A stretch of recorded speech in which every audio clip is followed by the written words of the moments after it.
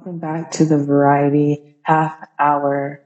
This episode is special because one, it was originally recorded January 23rd of this year, 2024, and it has been delayed due to reasons. So a few things about this episode that you're about to listen to. This was filmed in person, so there are a few references to the room that we are recording in. And you are entering the conversation as we're talking about the Alabama folding chair incident. The conversation is turning into talking about Black solidarity. The mention of rap beef is purely coincidental. So thank you for joining me and Courtney in this episode, and I hope you enjoy. I don't care what you do, go get it. Man, like somebody's gonna say, I will butterfly stroke for the fake or something. I don't know. Somebody's put that in the trap. Yeah, you have a lot of confidence that you think another black man's gonna big up a younger man. Like that does not happen in rap. That doesn't happen in rap. That does happen. Where? It happens when you. Well, so what I'm saying it in terms of alluding to it. We allude to other people's good deeds. Like I'm saying like I'm the rapper. I'm the problem. Don't you rap? I do. Yeah. But I'm not a rapper. I don't consider myself a rapper. I'm a dabbler. I'm a person that does comedy that happens to rap as well. Would you say that about Hannibal Buress? I don't know. He records though. He's different. He's He a has rapper. albums. Yeah, he's a rapper. That's a rapper or a singer. I haven't watched any of his stuff and listened to his stuff. Just, Okay. I just haven't. But if you're putting out albums, I guess you are. I don't know. I would compare him to Lil Dicky, but like you wouldn't It's hear good the or music. Like it's funny, Lil Dicky, you rap though. Look at bars. but yeah, I guess that's a major difference because you could kind of dance to Lil Dicky. Yeah. You cannot dance to Hannibal Buress. I believe that tracks. I haven't heard his music. I need to check it out. I don't know. My goal with what I do in comedy is to make it to where it's something that you actually can dance to, but also be funny still. And so that's kind of my aim when I'm doing stuff is to be good, funny, and like I don't know. I want it to sound good, but I want it to be funny. Like, I want it to be laughing, like really dancing. So. Okay, so even though I just downed to one person, I'm gonna big up another person. Yeah. So there's this comedian actor guy named Justin Heirs. Do you know him? He was in Stomp the Yard with Chris Brown. Who was he? He's some side character. He's like the little brother or something.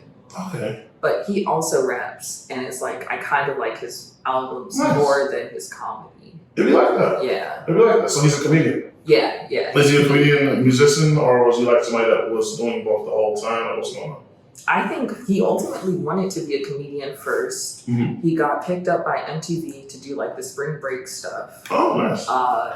But then he started doing acting, and then he thought that acting would lead to being his own sitcom. And like he kind of wanted to go big like Steve Harvey and like DL, like having your own sitcom. But he never got like the main role, so now he's back to full comedy full time. You guys still got time. Those dudes, these names are all like in their 50s, 60s. So, Yeah. ain't no, we put a clock on ourselves. We think we need to have something by a certain time. And actually, man, that thing could be coming. It just might not be this week. Might not be this month, might not be this year, might not be this season, whatever of your life. But I don't know. I think good for him. Good for him. I'll say good for him. I don't know. I think that's dope. Doing what you love, man. That's what the whole thing's about. Got a little sidetracked. Want to go back to you, Symply Courtney. Yes. Little backstory. So the Variety Half Hour began 2020 during my first COVID summer. Okay. It was my way to invite a friend over every 2 weeks without breaking quarantine. Okay. Last year, I did it entirely virtual. Oh, wow. All over Zoom. Wow. Yes. Now we're bringing it back in person. And I'm so honored to have you on for the first episode back. I'm in my semi-professional bag. And you're like... It smells like eucalyptus. And you are someone that as soon as I met you, I was like, I want to be a part of that. Yay! So, honor. Yeah, if you just want to like kind of share like, because I only get bits of pieces because you're hosting, you're doing shows, you're always doing things. But for those of you who don't know Courtney, I would love to know like, where'd you start? when did you decide that this is where you want to be? I would love to know that too. Okay, well, let's see. We'll go easy. Yeah. I'm from here, born and raised Austin. Been doing comedy, stand-up comedy for 11 years. And I'll say stand-up / improv. The music part came probably about a few years into comedy. But performed everything, everywhere for 11 years. I think you said what got me into it? Or what was the other question? I guess more like I'd love to hear about your past from the perspective of what you're looking for now. Oh, okay. Now it's about, I don't know, I want to work in concert. People, venues. I produce shows now. And that was something that I didn't always do. I used to just perform only. And then during the pandemic, the production bug kind of reared its head, but it did it in a different way. It wasn't me just producing a show. It was me thinking of kind of almost like a brand or to where it wasn't just one show being helmed by me. It was a multitude of different shows and events, and even became like a little bit of a business venture to where Is I that was. Simply Haha? That came up during the pandemic. I had a show that was online because we're all doing online shows that was ran by a theater here. And they ended up not being able to do the show for whatever reason it was that week. And I already booked out because I was booking the comics. And they canceled at the last minute, and I was incensed by it. But I was like, you know what?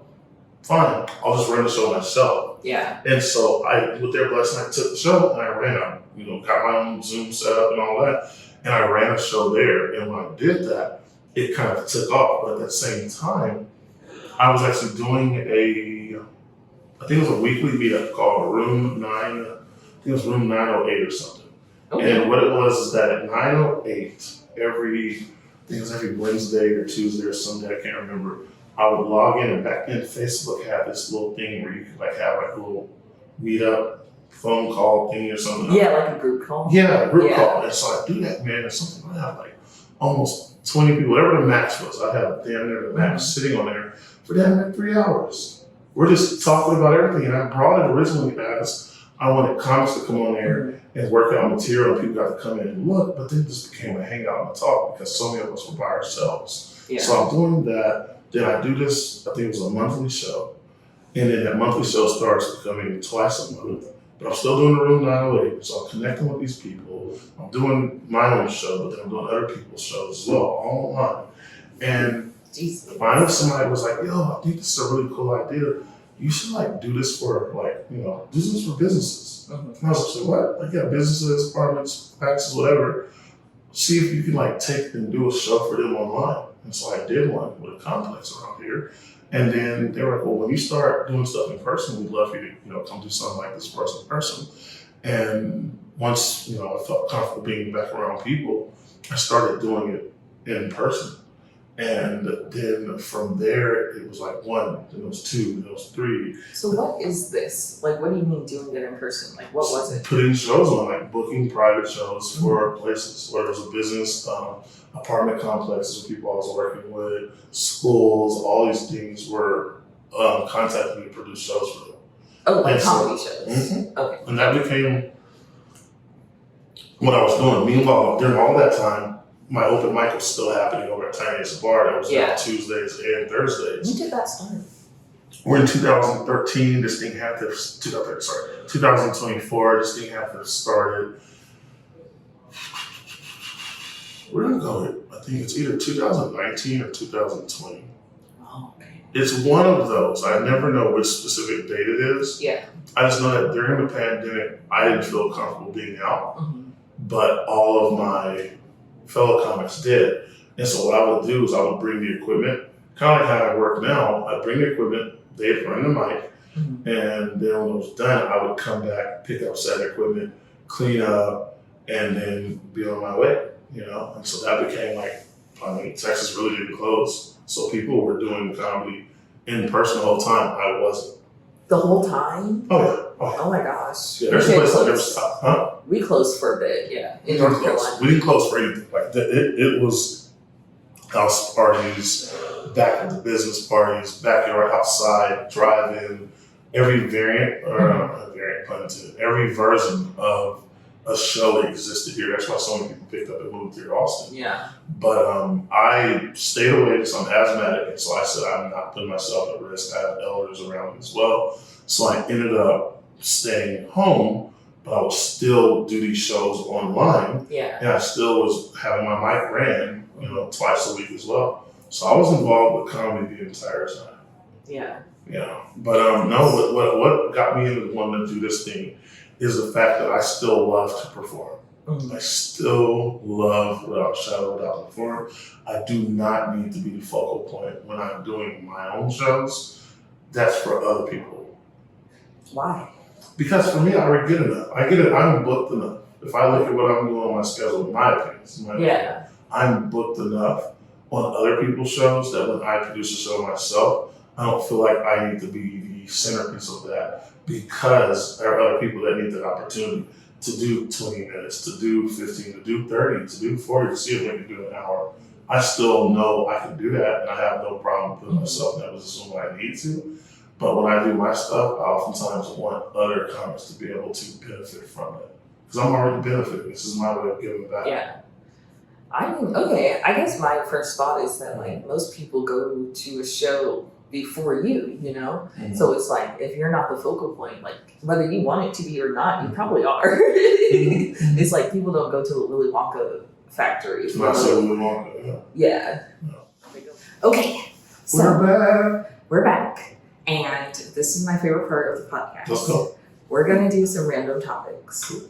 I have a list of topics numbered 1 through 42. Pick a number. 42. 42. So I've been thinking about suing white people more. Okay. And I want to start with every white person in the Carolinas with the last name Boozer. I like it. Because my last name is Boozer. And it's very obvious what happened. What happened? Oh, no. My family was enslaved. Oh, Given okay. the last name Boozer. Yeah, I thought it was a little more deeper than that. I thought it was that they were really drunk. And they said, I like being drunk, so that's my last name. I don't know what was going with that. No, I was thinking about ways to sue the slave owners of my ancestors. I think you should do it. Yes. So I was Googling ways to do it. Mm-hmm. Most states have a statute of limitations, Yeah. but not for felony larceny. Oh, I like that. And because Black people were considered property, Still a lot of important stuff. anyone who steals your property with the intent of keeping you away from it, Felony. life, felony, larceny. So you'd rather sue them than send them to jail, is what I'm picking up. Oh, I want the money. The money, because The money. can't give the money Yeah, in jail. It's like, you stole my property, Oh, the body of you my stole- ancestors. Straight up. I think you should do it. Thank you. So you're going to sue all the white people? Oh, this is the ones with the last The last name Boozer. Wait a minute. Here's a question I got. It's a family situation, right? So you have to go after the heads of every family? Or is just everybody that got Boozer? Like, the little white kid. Boozer. I Give would me some. go after the heirs. Oh, okay. Yeah, Okay. because it's like, I know I saw so this is what started it. Hold I saw a billboard it. with the last name Local Boozer Boozer. because they are real estate. Oh, So I know they have money. look at me, Boozer. You like, you ain't black. I think we know what happened. Exactly. Yeah, owe me something. I like that. Yes. Black Mirror did something like that. I think you should. Yeah, they got reparations. So I don't exactly remember how the whole thing worked out, Yeah. but somebody pulled up on somebody. Somebody ran the data. They ran the Carfax. They found the person. I guess it was the richest person. I don't remember how that situation worked, but they found the person that owned their people. And eventually, spoiler alert, white people were working extra jobs to pay off their reparations. I need to watch that. I don't think there's anything wrong with that. No, there's not. It's like still wrong, Exactly. And it's like, so that was the major topic there is wage theft by reparations. Yeah. And so, I don't know, I think, like, do you think about that at all? Mm-mm. No? You never thought about, like, Did where your reparations? family came from? Oh, that part, Or, yes, I like- think about that, yeah. Oh, okay. Well, Yeah. I guess, because I'm always like, I won't know for sure because y'all took the names. Yeah, you we know? have 10, what is it, this, we're only, I don't think we're 10 generations in, I think we're like 7 generations in, as far as black people go. I mean, my Go for great grandma's mom was not freed. Mhm. So it. I'm like, yeah, like 4 generations for me. That's what I'm saying, so those black people, Yeah. we only have at the most 7 generations that we can go back. Oh, you mean in general? Yeah. So talk about like a lot of us not understanding familial structure. I was like, it's new to us. It's in our infancy. Like before this, it's blank. It's like the end of this table. And it sucks because, you see little things like, y'all don't have dads. Yeah, because y'all institutionalized us and made it to where the head of the household was pulled out strategically over and over and over and became normalized. And then on top of that, then when they do try to be there, you got to fight against this, you got to fight against that. And then you get frustrated and you label as angry, or you try to go do a better job, and guess what? They sneak in, they take the kids and teach them to do some crazy underhand stuff. And people are like, oh my God, you wasn't there. You're like, I'm trying to afford, to pay for these people, but I can't be here and pay for these people. If I do, y'all say, well, you got your kids that work with you. You ain't got no daycare, you ain't got no babysitter. How come they ain't playing sports? Why ain't they in theater? How come they ain't doing this? Why don't they have braces? Why don't they, you got to do all of that. And people just be on some, well, you should just, and ain't no you should just. We figured it out. We only got 4 generations sometimes. Is that what being a Black father is like? Because I haven't had most of those thoughts. Yeah, it's deeper than that. It's one of those things that there's societal expectations. So now where you're not even doing something you want to do, you're doing something that people look at you and go, you should be doing that. Yeah. And you're trying to keep those people happy. And at some point, you have to look at your kids and go, what do y'all want to do? You have to look in the mirror and go, what do you want to do? Because if you get caught up trying to do for others without doing for yourself, eventually you're just going to get a bitter, pissed off fellow old man. And guess what? You're going to get a bitter, pissed off fellow old man no matter what you do, because time is a thing, especially if you're lucky. You might as well have some fun while you're here. And what's funner than suing some people for their ancestors? White people. Exactly. Suing their ancestors. I think you should do it. I second it. I'm not a lawyer. I can't give legal advice, but I think you should do it. So I think what I need someone who knows how to hack systems to fall in love with me. Fair. So 23andMe's had several data breaches. Oh. If someone can hack into that system and just follow the lineage to the user, then I can sue them. So that's what I'm saying with this one, though. You got to find the richest person to sue, or do you just say everybody over the age of 18 that's working named Boozer, living in that area gets sued? And they just do like a collection thing. I think I could, I think I can find the oldest relative and say, I want to sue the estate of. That's what I'm saying, they have to be the richest person too. And assume you're still old, you just got some money. Well, it's like, how people want Martin Jr. shirts, but they have to get permission from the estate of. Right. So it's not necessarily that I need the person who's the richest, so much as I need the oldest living. Yeah, the oldest living relative, most likely. I wonder if we work like that. We work because we're in a place called We Work. Yeah. That was not intentional. But I wonder if that's how it works. I know, like, in what's the thing called where they got kings and all? What's the monarchy terms? Yeah. The oldest, a lot of times, the person that got the most status and shit. I don't know if that works for us like that. The oldest person might be the poorest person in the group. I mean, I feel like you gotta be like, hey, what's your network? But we're thinking about Black people. White old people are very rich. You think so? Unfortunately, you know how when people get older, they get more Republican? True. It's because they got more money. Yeah, and they want to protect it, or they want to protect They want to protect it. They want to protect it. You got some positive correlations there. Sue that old person. Fuck them. Yeah. I really, am I supposed to not cuss? By the way, I just cuss. No, it doesn't matter. Okay, sue that old person. Fuck them. Yeah. I don't think so. That people be mad at the fucking, what's the chick, the Emmett Till woman? They be trying to get her. She finally died. Did she die? She finally did. Nobody hit her in the head, huh? She should have died in jail. Somebody should have hit her. No, I think she should have been out here. Somebody should have got hit off on. Here's what I think. This might be one of these podcasts taking off. We're going to say. I think you should get an old person to take out another old person.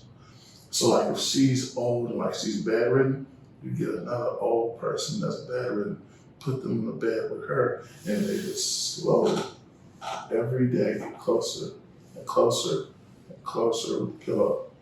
And they just inch closer and closer, and they put the pillow over the person's head, and they just lay there.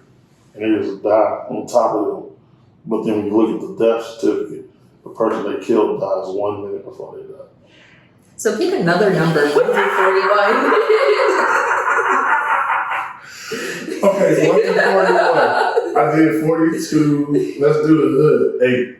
That's my 8. number. Okay. February 8th is my birthday. 8 is my lucky number. 8. You know how someone says running circles around someone? My favorite rapper, not my favorite rapper. God. A rapper you like? A rapper I like. Not. Do a song they got, like that name. Or what they look like. Danny Brown. Does he rock around coke? I don't listen to Danny Brown, so I don't know. Damn. But did he have like crazy hair, like with everything? That's Danny Brown. Okay, so I believe it was Danny Brown. He said in the song, I do figure 8s around people. I like that line. That's a good one. Yeah. So topic 8. How do you get through the day? I get through the day by looking forward to what I have going on at the end of the day. Yeah. But I also get through it by appreciating what the hell I just had. We still had something good last night. I'm thinking about that. But I also just exist, man, and I try to be present. Try.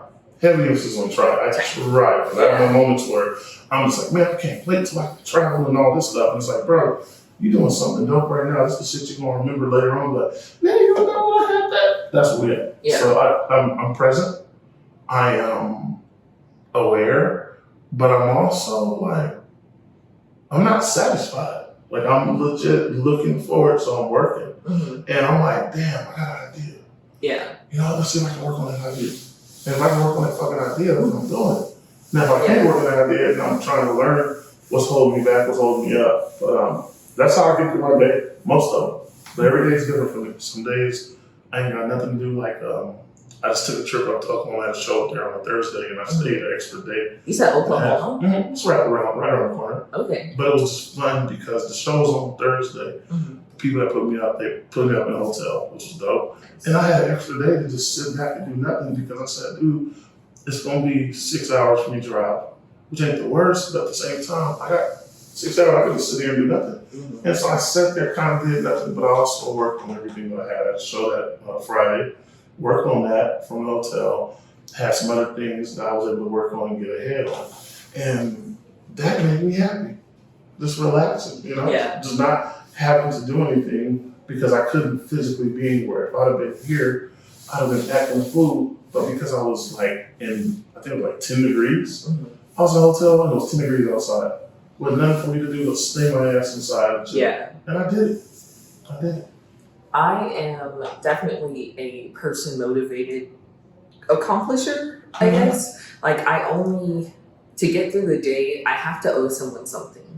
Whether it's a friend that I like owe attention, whether it's someone I make plans with, whether it's my job, whether it's a KPI, like if I am not beholden to any other person, I kind of just flop. You find yourself staying at home, not motivated to look for anything? Yeah, like I'll just read some crappy translation manga online. I'll just like read bad gossip boards, like if I don't have any, like I've been working on a YouTube video for literally 2 months, and because I don't have any expectations to meet, I'm not finishing it. So I was supposed to do a mini vlog for so this is my 5th year doing this series of shows that mimic however many years I'm turning 30 this year. And I did a mini vlog last year. I was traveling around a lot more last year. And so I was recording quick little clips about what's going on in the day. And I was ready. I said, dude, I'm gonna have this out by the time the year ends so I can celebrate my 2023 coming to an end. Man, my 2022. No, it was supposed to be for my 2023. Because it's supposed to be for the start of it. Yeah. It was supposed to be for the start of 2023. For like throughout the year. It just didn't happen. I had a breakup happen in March. Oh, no. And that set me back mentally because I was on some, what the fuck does this matter? Yeah. What does it matter? Why am I doing To be honest, I thought you were a family man. I thought you were. Most people think I was a husband and all that. But no, I wasn't. Once upon a time I was. My children's kids. I was watching the person come out. My children, a 15-year-old and 13-year-old, we were married. Like me and their mom were married. That's the only 2 kids I had, and we were a family for like a hot second. Yeah. And things just didn't work out on both sides. We're young, got together young, had kids young, and ended up getting divorced young. It was one of those things that just didn't. It wasn't in the cards. And now we're co-parents and we're figuring out how to do this thing as people that still have dreams and aspirations, but also have kids that we're trying to push in that direction as well. Yeah. Yeah. I wonder if I would like my parents more if they had like things they aspired to. I think that's the toughest thing is that so many parents be like, well, I would have did it, but I had to settle for, man, while I was a kid, I didn't know the fuck to go do it. Oh, Go do it, bitch ass. Something. But I don't like that. And I don't ever want to do my kids like that. I would have did it, but if it wasn't for you meddling kids and stupid ass dogs, like, I'm not going to do that. So I got things that I want to do. I'm going to work them on.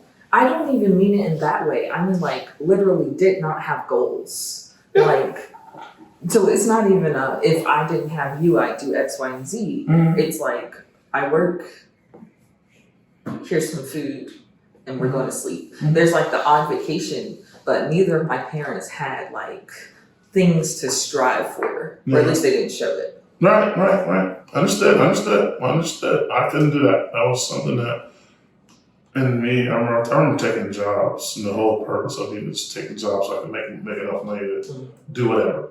Yeah. I'm degreed. I'm looking at the job, and I can figure this thing out in a hot second. I'm looking at the people that work in the front desk that are supposed to hire up so I can figure out how to do their job. But I'm like, your job is to be a grant.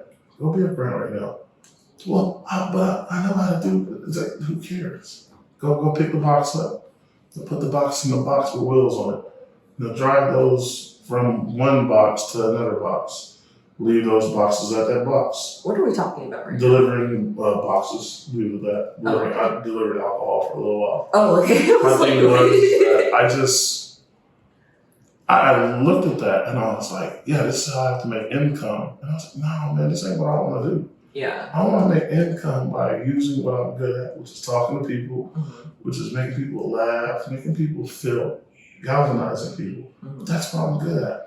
I want to make income doing that. And so my goal overall is to still, be as present as I can on my kids. I need to be way more present than ever because they're teenagers now like that. But I need to keep doing the thing that makes me get up, makes me happy every morning. Which is telling jokes or bringing people together. Or I got this shoot. I just went and did a music video shoot. It was fun.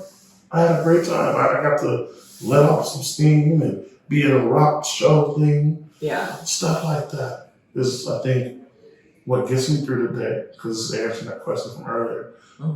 Thinking about it and then enjoying it and then relishing in either getting ready to do it or having done it.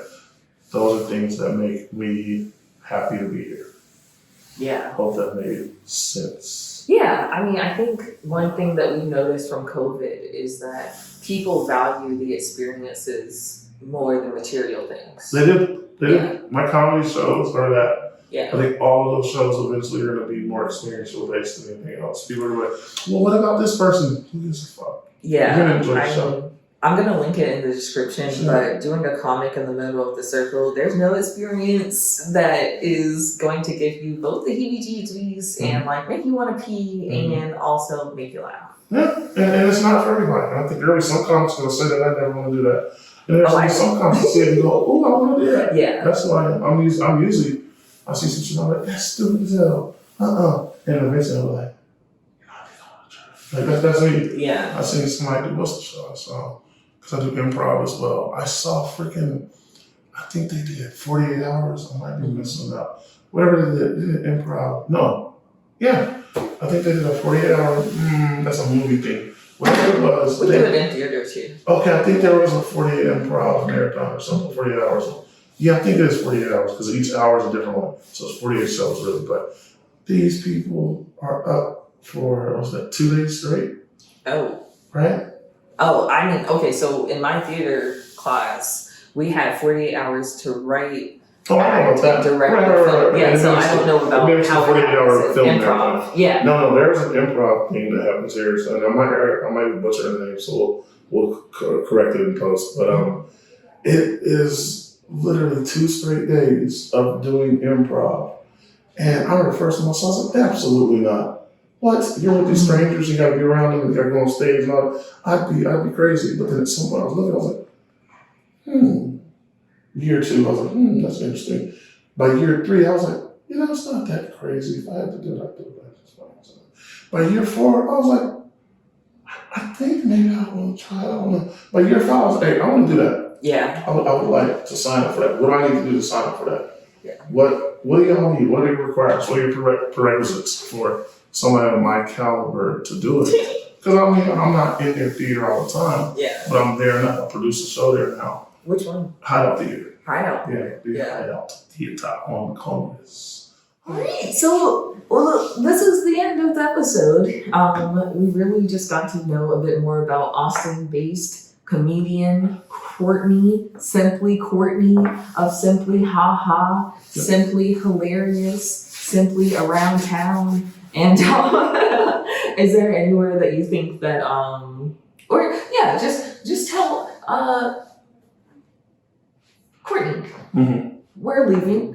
Any last thoughts or things that you want to tell the crowd? Yeah, man, this was a fun show. This is dope. This is, I don't know the number. It was supposed to be originally the first show of my 38. Every year I end up doing somebody's, is this considered a podcast? Yes, a podcast. Okay, I do somebody's podcast. And so it's an honor because technically this is still the only podcast I've done during the show. So It's the first and only podcast I've done. In your 38 shows. My 38 shows. Yeah. No, man, just keep doing what you do, man. Find something that makes you happy and run towards it. And do not let anybody take you from it, separate you from it, make you depart from it, whatever it is. You go after that stuff with reckless abandon that makes you happy. This person here, Cheyenne, I think is going to figure this stuff out sooner than most because she's willing to ask questions and she's willing to listen, which is not something you always get in stand-up. A lot of guys show up, they just want to know how to be good, and they just go straight to it. And I've noticed that when you ask questions, you actually do listen, which is very comforting. As a person who talks but has also done it for a little while, and people ask me a question and they don't listen, I'm just like, at some point I'm just like, do I even really need to finish this thought? And I was like, yeah, that's what I think. I'll say it like that because it's more of me going, they ain't really listening. They want to answer, but they don't want to hear what you got to say. Or they want a reason to argue against their own reasons and they're going to use you as like a bounce board. Yeah. I'm not here for that. I tell people I want to make people laugh. I do want to encourage thought. I want to spark thought. I want to help people get through the things, but my job isn't to argue with people. I'm past that. Yeah. But you're not here to argue, and I appreciate that. I'm excited to see what you do. Yeah. So I want you to embrace that. Just have fun. I kind of already said it into the camera, but don't let anybody take whatever it is that gives you the spark. Don't let nobody take that. And don't let you take it either. Sometimes we take our own spark away from ourselves. Mm-hmm. I hope I'll be funnier next time. I think we'll have to come back and do this again. Yeah. Like, what the Yeah, it's okay. When people ask me questions, I almost feel like my duty is to be honest. And I try to be succinct, but I try to be direct. And I don't want to sugarcoat stuff. If you ask me a question, I respect you enough as a thinker to answer truthfully and honestly when it comes to stuff. When people say, just make it into a joke, then I'll figure that part out later. Well, it's okay. It's great, actually. This was a sincere episode with a couple of laughs. Next time, we'll actually get into some news. If you're interested, we'll do a part 2. And bring me back, man. Have a fun time. So I can play with this floral stuff you got here. This stuff, smells like eucalyptus. Thank you for joining me today. If you can listen on Spotify or wherever podcasts are available. If you want to watch the video, it's available on YouTube. Thanks, and have a good one.